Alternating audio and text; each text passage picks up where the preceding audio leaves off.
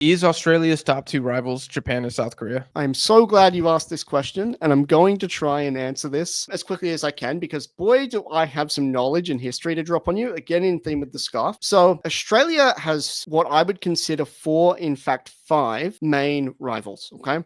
I'm going to tell you who they are, and then what I'll get you to do is I'll get you to kind of question me on it, and I'll give you the context. So, Japan, I think you know enough about that one, but I want you to understand that the 2006 World Cup match that we played in Kaiserslautern probably plays a bit more into that than some people realize because we officially became members of the AFC on January the 1st of 2006, right? So it was technically at the time, although we were representing the AFC, we were registered as an AFC member. So it was the first time two AFC teams ever faced at the World Cup, which will continue to be a record. So as long as, the expansion and the playoffs and everything don't throw up something really funky as we move to 48 teams. So there's an interesting piece of history. We'll jump back onto Japan, and I know you'll want me to extrapolate on it. The other three aren't from East Asia at all. If I were to give you any guess as to where this was going, England's got to be on there. No, you kind of on the right idea. Yeah, New Zealand. New Zealand, I'm happy to elaborate on. So New Zealand actually, if anything, in football terms, is a massive friendship because, again, we share the same first division. We want to see our teams represent part of our football really well. As I said,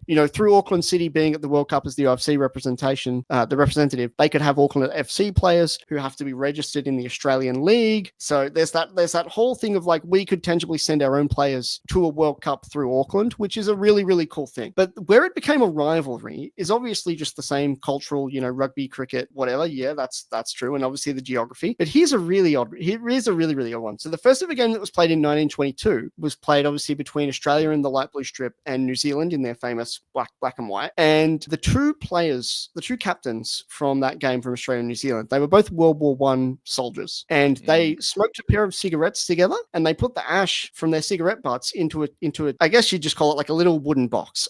There's probably a more apt description for it. I just don't have that word in my vocabulary. That box, okay, with the Australian kangaroo logo on it and the fern from New Zealand, it went missing for about 40 to 50 years, and some guy had it in his house in somewhere in the outback. This is a true story, and that box was discovered and restored in like 2021. Okay. And when it was recovered and found, everyone was like, oh my God, Australia and New Zealand need to have a soccer match and reignite their rivalry because this artifact from 100 years of history has just been found on the eve of both of these teams turning 100 years old. Let's go have a match. So we played a game in Auckland in New Zealand. We played a game in, I want to say in Brisbane in Australia. And we played a game in London, again, for historical purposes with the British Empire and everything else. And that was it. That was at Brentford Stadium in London. The Socceroos won all three games, and it wasn't like a massive occasion. They were our warm-up games for the World Cup, as you'll recall. We only played New Zealand prior to the World Cup. And the build-up for that and the reigniting of that history is a really big thing. And then to expound on that, the last the last semi-final of the A-League was hosted in Wellington in New Zealand. Wellington built a squad out of nowhere with a local Aussie coach, and it riled everyone up because everyone's known that the Wellington Phoenix are a good team, but they've never been a great team. New Zealand will never get their hands on the A-League. The toilet seat is what we call our trophy. It'll never come. Yeah, you're smirking. It'll never come home to New Zealand. Lo and behold, the new license comes in for Auckland. Auckland are now currently winning the A-League and very much look to be the first team to take the trophy home to New Zealand. So the rivalry has reignited through the international game and now the domestic game as well. So yeah, Japan, again, famous AFC rival, New Zealand through the league. Now the other two are totally historic and I don't expect you to get them at all. So I'll tell you, but if you were to have any guess in the world where we might consider our two other main rivals. Do you have a weird one with South Africa? No, good shout though. Okay, that would have been bizarre. Okay, I'm going to give one more shout here because of the diaspora. Greece? No. Okay, I'll tell you the first one is on your doorstep. Okay, it's Uruguay. Now you are going to be very perplexed by that, but I'll tell you one of three things. When the Socceroos were going to play in their first ever World Cup in 1974, for whatever reason at the Sydney Cricket Ground, we decided to organize friendlies with Uruguay. Okay, and I just again Google the match, look up what happened. Our most famous striker of that era, a man named Ray Bartz. Okay, I consider him to be one of the greatest Socceroos of all time, and sadly, he'll be one of the greatest Socceroos that never was. Because as Australia took the lead in that match, this is a completely true story, and again, look it up, do all your research. I'm horrified. Yeah, this is not a very pleasant story, but this is really important contextually for what happens about 35 years down the road. So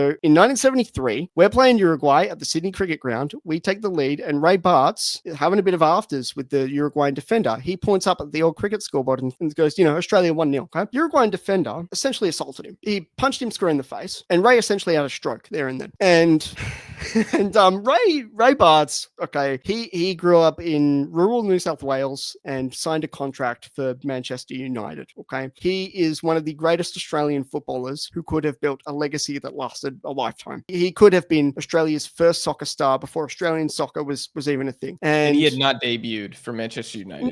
No, he didn't. No, he didn't play a game for Man United. Jesus and Christ.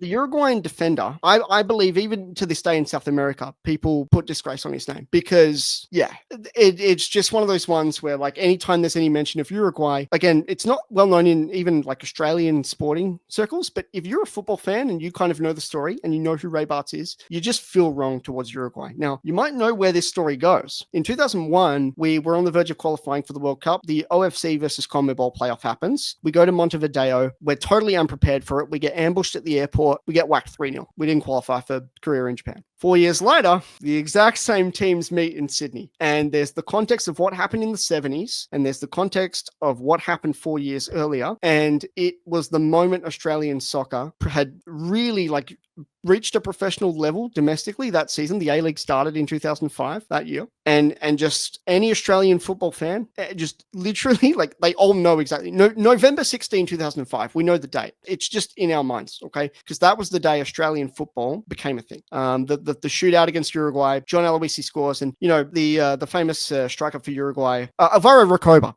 And Recoba played for Inter Milan, and John Aloisi and a few of those senior boys were playing in Italy, I think, and Spain. And they knew these Uruguay boys in and out. And Recoba basically came out and said, Australia has some great players, great fans, great atmosphere, but Uruguay won the World Cup in 1930. We have a divine right to be at the World Cup. Australians don't know soccer. They don't deserve to be here. And again, within the context of everything that I've been telling you about, Recoba has the testicles to come to the airport in Sydney and say this publicly. And we killed him. And to this day, he's been interviewed by the Australian media for documentaries and movies and things about that game. And he says still to this day, he's arrogant as ever. We should have won. We had the players, but the fans sounds pretty Uruguayan to me. Yeah. He just had this aura about him. But the one thing that he always says is he will never forget the atmosphere, and he will never forget being in the stadium that day, because even he felt there was a South American type vibe to what happened in Sydney that night. And again, to this day, we've not really played Uruguay since. If you maybe recall, and I don't know how long you've kind of been in and out, but really following international football, we were going to play at the Copa America, but then COVID cancelled it. We were one of the invited teams to the Copa America, and we got drawn in the southern group with Uruguay, and everyone was riled up and everyone was like, we're ready to go. But yeah, COVID sadly cancelled that. I'll quickly touch on who the fourth rival is. It's Iran. So we played Iran for the World Cup playoff in 1998. We were leading that game 3-0. Iran came back and won it on away goals 3-3. There was a prankster who came and cut the net down when we were leading 3-0. That became a bit of a curse in of itself. Like an Australian fan ran on the field and cut the net. Fan, he was basically someone that was asking for a jail sentence and to basically become famous because of it. And look, to be fair, he did. Peter Hawes, his name. I can tell you who he is. He cut the net down, and yeah, it was just a curse. We hadn't qualified for the World Cup since 74. It had been, 20 going on 30 years. The game just cursed us. And what's really interesting is we were in the OFC then. We're in the AFC now. Since 1998, the year I was born. Do you know how many times we've played Iran since then? I'm struggling to think of. We never have. Once.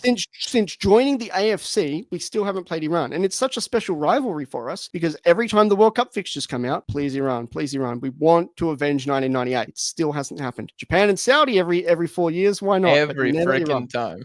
Yeah, never Iran. So yeah, those are the four main rivals of the Socceroos. And I do apologize for the long tangent again, but history is important. And history is my favorite subject. That was fascinating about Uruguay. I had no idea. It sounds very similar to the kind of Ghana reason for also despising Uruguay. And I did a collab a while ago with some Uruguayan guy, and I asked him about it. Do you guys see Ghana as a rival? Because they freaking hate you. And he was like, no, not at all. So I wonder if I had him back on, if I was like, do you see Australia as a rival? I wonder if you'd be like, or 2005 and what happened in 1973. If you were to ask a Uruguayan about it, would they know? So it's one of those things where I think it's very much a rivalry that belongs with us. But could you not call it a rivalry given the history of what happened?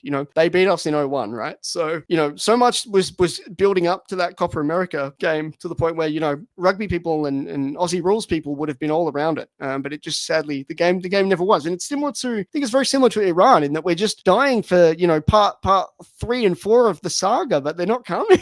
So That's I think an it's actually the fact that insane stat. yeah. I think it's the fact that 40 we just never years play without a these game? teams. That's crazy. That'd be like the United States, and especially it's not just that it's Iran; it's that you guys are Australia. So it'd be like Canada and Mexico not playing each other for 40 years, Yeah, being well, two of the 20. perennial powers in CONCACAF. It's Oh, closer sorry, you to said it was 30. It's 27. So 30. Okay. yeah. Okay. But yeah. Okay. I mean, still, that's absolutely mental. And yeah, the second you were saying that, I'm like, when was the last time Iran played Australia? Because Iran is always playing South Korea, and Australia is always playing Japan. That's just how Asian football is